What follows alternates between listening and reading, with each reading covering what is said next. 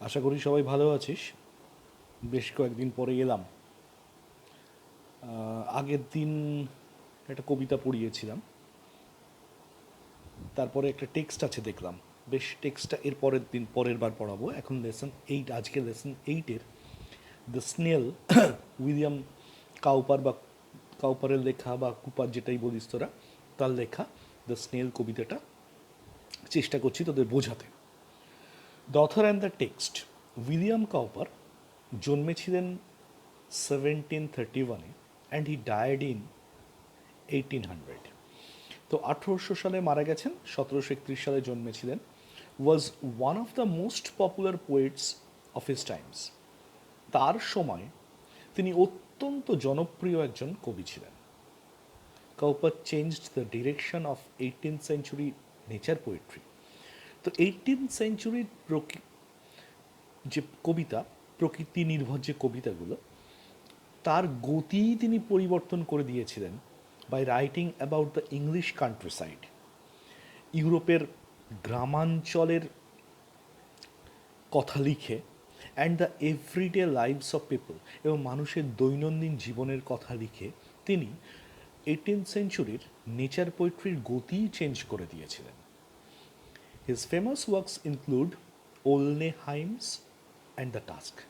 তার বিখ্যাত কয়েকটা লেখার মধ্যে ওলনে হাইমস আর দ্য টাস্ক বিশেষভাবে উল্লেখিত।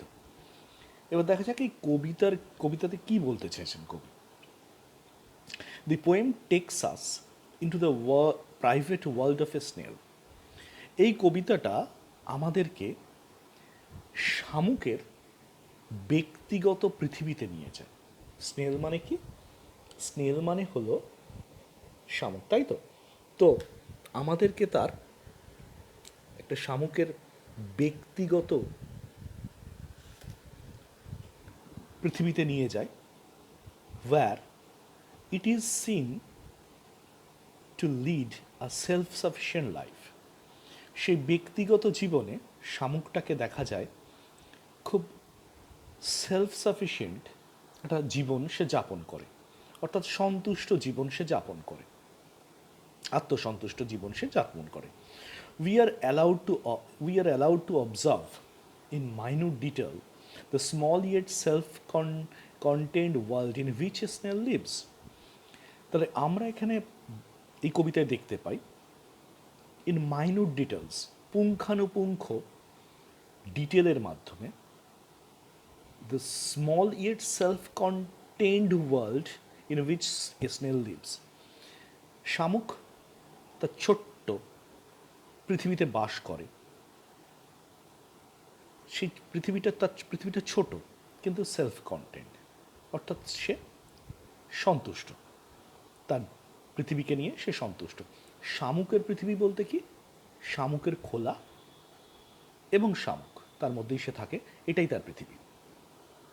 দেখ, two glass or leaf or fruit or ওয়াল, ঘাসে অথবা পাতায় অথবা ফলে, অর ওয়াল অথবা দেওয়ালে, দ্য স্নেল স্টিক্স ক্লোজ, শামুক আঁকড়ে ধরে থাকে, আটকে থাকে। নর ফিয়ার্স টু ফল, পড়ে যাওয়ার ভয় সে পায় না। অ্যাজ ইফ হি গ্রিউ দেয়ার, যেন সে ওখানেই জন্মেছে। হাউস অ্যান্ড অল, ওটাই যেন তার বাড়ি, টুগেদার। তাহলে কি বলছে? ঘাসে বা পাতায় বা ফলে বা দেওয়ালে শামুক শক্ত করে আটকে থাকে, পড়ার ভয় সে পায় না, যেন এখানেই সে বেড়ে উঠেছে, এখানেই তার বাড়িঘর এবং তার সব কিছু একসাথে।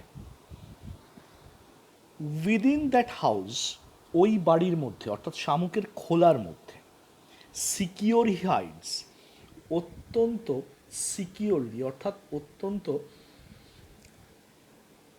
নিরাপদে, হি হাইডস, শামুক লুকিয়ে থাকে, অর্থাৎ থাকে, বাস করে। ওয়েন ডেঞ্জার ইমিনেন্ট, যখন আসন্ন বিপদ, ইমিনেন্ট মানে আসন্ন, যেটা আসতে চলেছে, বিপদ, বিটাইডস, আসে, কিসের? অফ স্টর্ম, ঝড়ের, অর আদার হার্ম, অথবা অন্য কোনো বিপদ, বিসাইডস অফ ওয়েদার, আবহাওয়ার। অর্থাৎ কি বলতে চেয়েছে? সেই বাড়ির মধ্যে সে নিজের খোলসের মধ্যে সে খোলার মধ্যে সে নিশ্চিন্তে লুকিয়ে থাকে, এবং বিপদ যখন আসতে চলেছে, আসন্ন ঝড়ের কারণে বিপদ অথবা অন্য কোনো ক্ষয়ক্ষতি, আবহাওয়ার জন্য যা ঘটতে পারে, তখন সে কী করে, তার খোলার মধ্যে নিরাপদ নিশ্চিন্তে সে থাকে। But give but his horns the slightest touch. Horns মানে হচ্ছে সুর, অর্থাৎ শামুকের সুরে দ্য স্লাইটেস্ট, সামান্যতম ছোঁয়া যদি দেওয়া যায়, his self recollecting prowess is such, তার নিজেকে গুটিয়ে নেয়ার ক্ষমতাটা এমনই, he shrinks into his house with much displeasure, সে নিজেকে গুটিয়ে নেয় তার বাড়ির মধ্যে, অর্থাৎ খোলার ভেতর, উইথ মাচ ডিসপ্লেজার, অত্যন্ত বিরক্তির সাথে সে নিজেকে কি করে, তার খোলার মধ্যে, বাড়ির মধ্যে গুটিয়ে নেয়। বেশ, তার মানে কি হলো, শামুকের সুরে সামান্য যদি ছোঁয়া দেওয়া যায়, স্পর্শ করা হলে, সে নিজেকে সংযত করে নেওয়ার এত বেশি ক্ষমতা রাখে যে তার খোলার মধ্যে অথবা ঘরের মধ্যে সে গুটিয়ে নেয় নিজেকে অত্যন্ত বিরক্তির সাথে, with much displeasure. wherever he dwells, যেখানেই সে বাস করে, he dwells alone, সে একাই বাস করে, ডুয়েলস মানে বাস করে, except himself has chattels none, নিজে ছাড়া আর তার ব্যক্তিগত কোনো, নিজেকে ছাড়া, except himself, নিজে ছাড়া, has chattels none, আর কোনো ব্যক্তিগত সম্পত্তি, অস্থাবর সম্পত্তি তার নেই। চ্যাটেলস মানে কি? চ্যাটেলস মানে দেখো কি দেওয়া রয়েছে, চ্যাটেলস মানে হচ্ছে পার্সোনাল বিলঙ্গিংস, অর্থাৎ ব্যক্তিগত সম্পত্তি।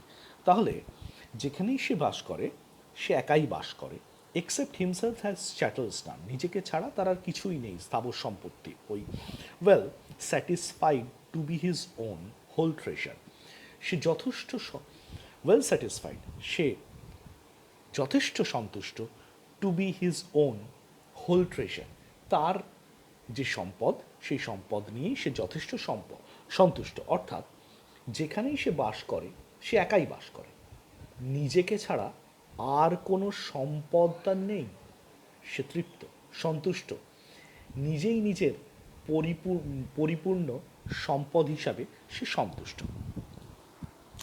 বেশ, তাহলে এই গেল কবিতাটার বিষয়বস্তু, ছোট্ট কবিতা, ওই জন্যে ওই লেসন 7 আগে এটা পড়িয়ে নিলাম।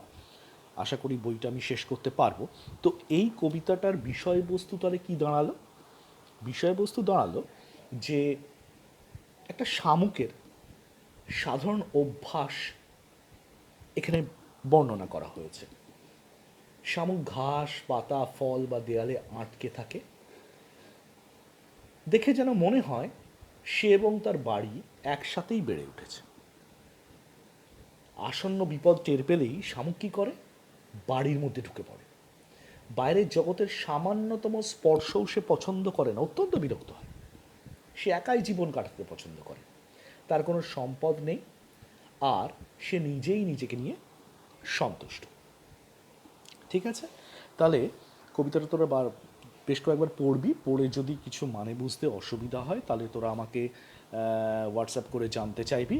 আর এই কবিতার যে লেসনগুলো, লেসন 1, 2, 3, 4, এগুলোই তোদের অ্যাসাইনমেন্ট হিসাবে দেয়া রইল। তো সেটা করে তোরা আমাকে আমার হোয়াটসঅ্যাপে পাঠাবি, আমি চেক করে দেবো।